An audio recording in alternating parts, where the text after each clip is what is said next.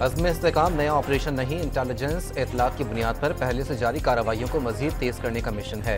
वज़ीर आज़म ने कयास आराइयाँ मुस्तरद कर दी। काबीना अरकान को अज़्म इस्तेहकाम ऑपरेशन पर एतमाद में भी लिया।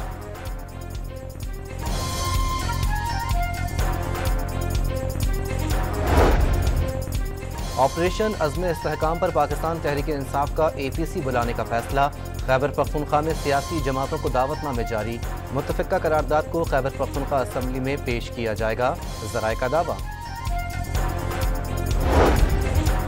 वज़ीर आज़म ने IMF के साथ मिलकर बजट बनाने का एतराफ़ कर लिया। अखराजात में कमी के इक़दाम कर रहे हैं।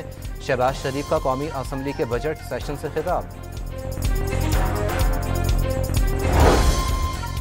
और कराची में इम्तिहानी नताइज में तब्दीली और बद इंतज़ामी के इल्ज़ामात। कंट्रोलर इम्तिहानात मैट्रिक बोर्ड को ओहदे से हटा दिया गया। नोटिफिकेशन जारी।